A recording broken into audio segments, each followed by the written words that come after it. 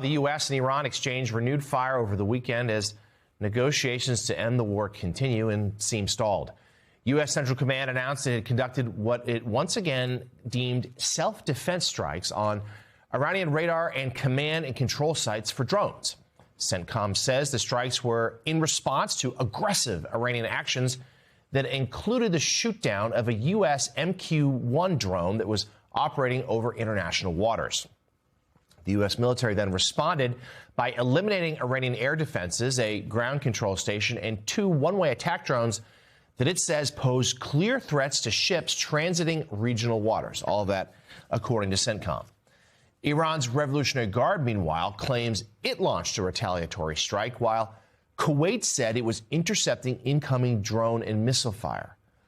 This all comes as Axios cites U.S. officials who say President Trump asked for several amendments to the deal his envoys seemed to reach with their Iranian counterparts during a few days ago, these amendments being asked for during a Situation Room meeting on Friday. The officials add that Trump does want a deal, but also wants to strengthen several points, particularly around Iran's nuclear material. Iran's foreign ministry says any deal with the U.S. must include guarantees for a ceasefire in Lebanon, where, in recent days, Israel has actually escalated its attacks. So let's bring in MS Now senior national security reporter David Rohde for the latest here. David, it seems like negotiations pretty stalled. Reporting also last week from the New York Times that President Trump trying to toughen some of the asks. Unclear where that's getting them. And it does seem like we've settled into, during this sort of impasse, a moment of sort of low-grade conflict here, where both parties say the ceasefire is still intact, but yet, there are, to at least some degree, hostilities have resumed. Yes, I mean, it is like this low-level conflict now that's just continuing, despite what the president says, and despite, Secretary Hegseth saying the Iranian military has been decimated. So Iran shot down this MQ-9 Reaper, as you mentioned. That's a very expensive American drone. They're able to carry that out in terms of their air defenses. And then one new detail that emerged over the weekend. Last week, the Iranians fired a ballistic missile at Kuwait, and it was shot down. And again, the American military, Secretary Hegseth didn't make this public, but ABC News reported, and we confirmed, several American soldiers and contractors were injured as the debris from that missile fell down. It would appear on an American base, so it was close to target there. And the Pentagon didn't make that public. So a low-level armed conflict continues. As you mentioned, Israeli forces are advancing farther and farther into Lebanon. There isn't a final agreement even in Gaza at this point. And the president, as you talked about in the last segment, is just sort of creating, wish casting for where he wants this to go with his social media posts. So this war is not, ending, it looks like, anytime soon. And Prime Minister Netanyahu just a few days ago said that Israel now wants to control up to 70% of Gaza. David, let's zero in on the uranium. That seems to be, at the forefront of the ongoing negotiations. Trump's demands shifting a little bit. Walk us through, if you will, where things stand and how difficult it would be to come to an agreement for the future of that material.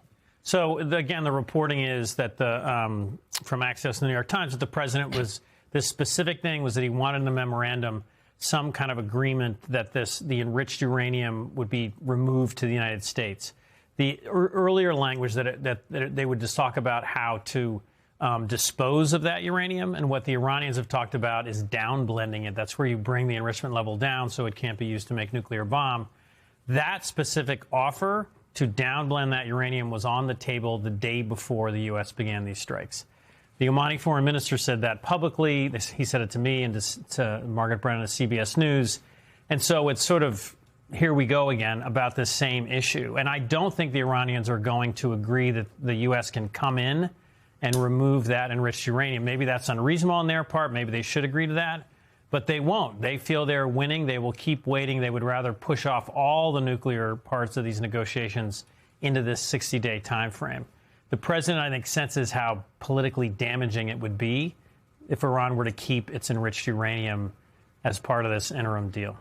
David, the other issue that seems to be on the table is money, and whether there should be a sum of this deal to open the straits, either unfrozen assets or some kind of reparations in some form, or some kind of fee that the Iranians would get, or sanctions relief that the Iranians would get. I know that Donald Trump is very keen not to repeat what President Obama did. He hates this idea of being compared to him in any way, that there are kind of pallets of cash being transferred to the Iranians. If we're now getting back to basically the status quo ante, and it looks like the Iranians are in a stronger position because they know they control the Straits of Hormuz and that they can shut it down again, doesn't it seem likely that they are going to get some kind of money to sweeten this deal as well? And basically, Donald Trump is going to have to pay them some significant sum to get any kind of deal at this stage. You're absolutely right to highlight this. And this is, again, the Obama comparison. So Iran might keep the enriched uranium. That would be a better deal than Obama got in terms of it's still highly enriched at this point. And then what the Iranians are asking for is anywhere from 12 to 24 billion in frozen assets. A lot of it's in the region, to be given back to them. That would be hugely embarrassing to President Trump because he mercilessly mocked President Obama for returning other Iranian assets that have been frozen. They've been held for decades. That was just 1.7 billion. I want to repeat, what the Iranians are asking for is between 12 and 24 billion. And in total, the broad estimate is that there's $100 billion in Iranian assets frozen around the world. Iran is going to demand all that back. So Obama, 1.7 billion, mocked by President Trump. Right now, the Iranians are pushing for 12 to 24, and there's a possible pool of $100 billion that Iran is going to demand go back to it in the long term if there's a serious and permanent peace agreement. And the Strait of Hormuz remains largely closed. And as Katy had mentioned earlier, a lot of economists think that the economic pain from that will only grow, could really skyrocket in the coming weeks.